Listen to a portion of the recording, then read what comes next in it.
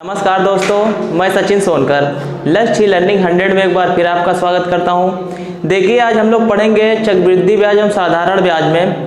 देखिए, इसमें जो आपके गुना वाले प्रश्न आते हैं, चक्रवृद्धि ब्याज में भी आते हैं और साधारण ब्याज में भी आते हैं, वो देखिए दोनों आपको बहुत ही कंफ्यूजन करते हैं। लेकिन आज जो हम तरीका बताएंगे वो बहुत ही आसान तरीका होगा।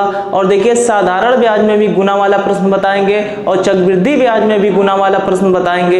ये देखिए बहुत इंपॉर्टेंट प्रश्न होते हैं। ये देखिए लगभग सभी परीक्षाओं में पूछे जाते हैं, तो आप वीडियो को लास्ट तक जरूर देखिएगा और इसका एकदम आसान तरीका बताएंगे।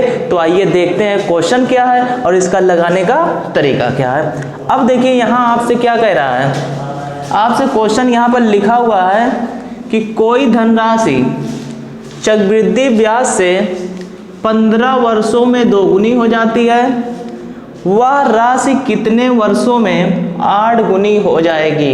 यानी कह रहा वह राशि कितने वर्षों में 8 गुनी हो जाएगी।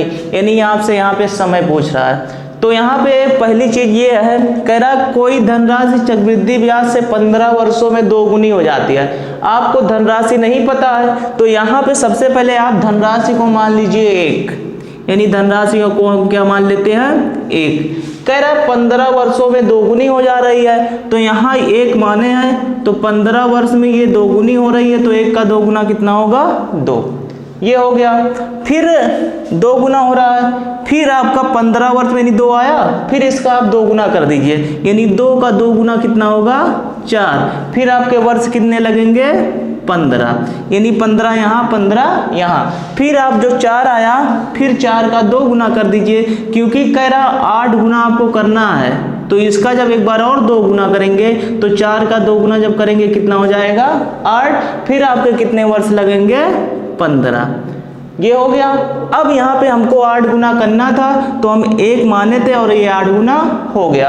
अब आपसे समय पूछ रहा है, तो समय क्या करिए 15 वर्ष यहाँ लगा, 15 वर्ष यहाँ लगा और 15 वर्ष यहाँ लगा, तो 15 15 30 15 45 वर्ष, यही आपका क्या हो जाएगा आंसर हो जाएगा। देखिए बहुत ही आसान तरीका है, इसको आप बिना पेन उठाए भी इसको सॉल्व कर देंगे, इतना आसान तरीका है। तो ये देखिए पहला क्वेश्चन था, इसको आप नोट कर लीजिए या फिर इसका स्क्रीनशॉट ले लीजिए। आगे हम क्वेश्चन आपको बताते हैं।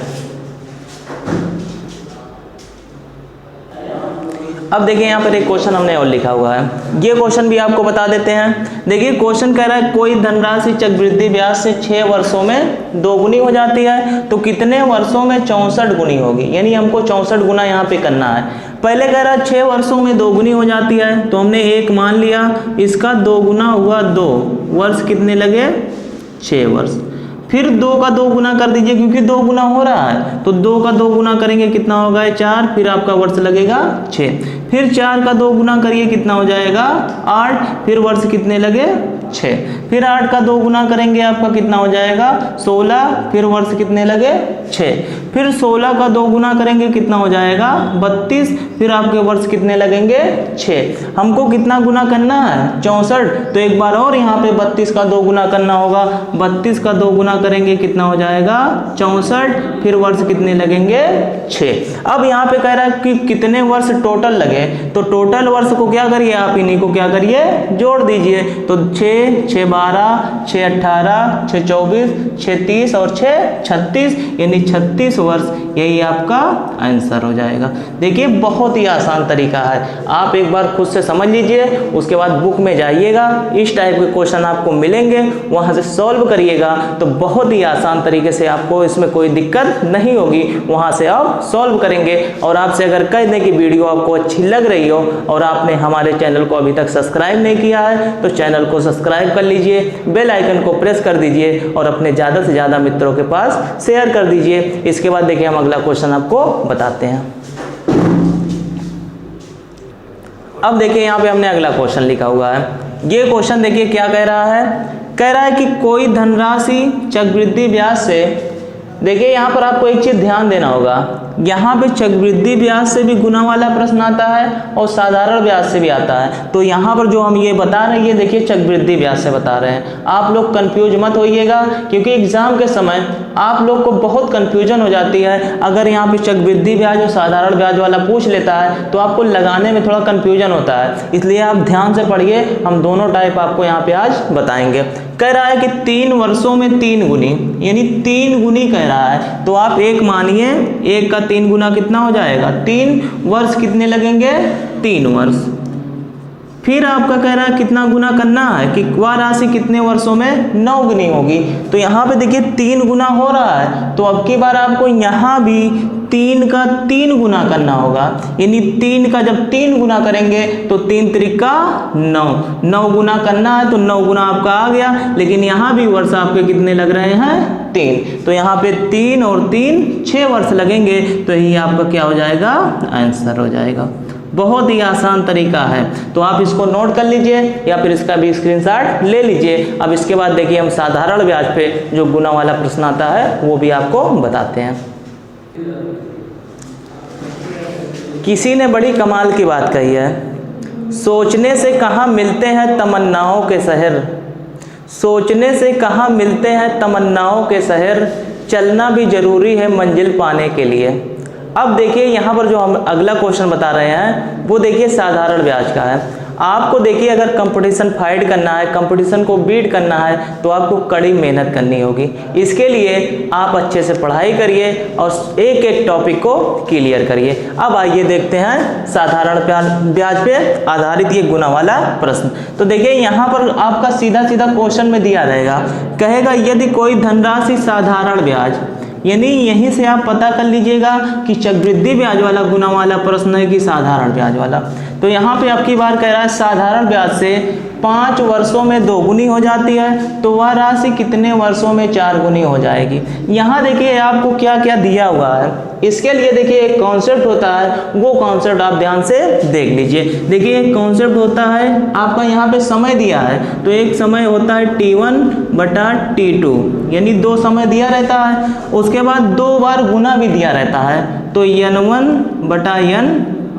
लेकिन यहाँ पे आपको क्या करना रहता है, N1 माइनस 1 और N2 माइनस 1, यही आपका कॉन्सेप्ट होता है। तो T1 बटा T2 बराबर N1 माइनस 1 बटा N2 माइनस 1, यही आपका कॉन्सेप्ट होता है। इसी कॉन्सेप्ट से आपके क्वेश्चन लगेंगे। अब देखिए यहाँ पे कह रहा है कि कोई धनराशि साधारण ब्याज से 5 वर्षों में 2 गुनी हो जाती है। पहले कह रहा है 5 वर्षों में 2 गुनी हो जा रही है, तो T1 का मान यहाँ पे कितना दिया है, 5, यहाँ बटा कर दीजिए, बराबर का निशान कर दीजिए। कह रहा है 5 गुना हो रहा है, तो n का मान यहाँ पे 2 गुना कह रहा है, तो n का मान क्या हो जाएगा, 2 माइनस 1। फिर अगली लाइन में क्या कहा, कह रहा तो वह कितने वर्ष में, यानी कितने समय में, यानी अब की बार ये T2 का मान नहीं दिया है, नहीं दिया तो हम T2 लिख देते हैं। कह रहा 4 गुनी हो जाएगी, तो N2 का मान कितना दिया है, 4, तो इसको 4 माइनस 1 कर दीजिए। अब ये आपका क्या हो जाएगा, 5 बटा T2 बराबर 1 बटा 3। अब जब बीच में बराबर का निशान रहता है तो इस प्रकार आपका गुणा हो जाता है। तो यहाँ पे जब गुणा करेंगे तो T2 बराबर क्या हो जाएगा, 5 तिया 15 वर्ष, यही आपका क्या हो जाएगा, आंसर हो जाएगा। ये भी देखिए तरीका बहुत ही आसान है। आपको यहाँ 2 बार समय दिया रहता है, तो T1 बटा T2 बराबर N1 माइनस 1 बटा N2 माइनस 1, यही कॉन्सेप्ट आप याद कर लीजिए। तो ये क्वेश्चन भी बहुत ही आसानी तरीके से आप सॉल्व कर देंगे। तो अगर आपको वीडियो अच्छी लग रही हो तो अपने चैनल को आप सब्सक्राइब कर लीजिए और बेल आइकन को प्रेस कर दीजिए। इसके बाद देखिए हम अगला क्वेश्चन यहाँ पे देखते हैं। अब देखिए यहाँ पे एक क्वेश्चन हमने और लिखा है, इस क्वेश्चन को भी आपको सॉल्व करवा देते हैं ताकि आपको देखिए इसके बाद गुना और गुनी वाले प्रश्न में कोई दिक्कत नहीं होगी, आप अच्छे से सॉल्व करेंगे।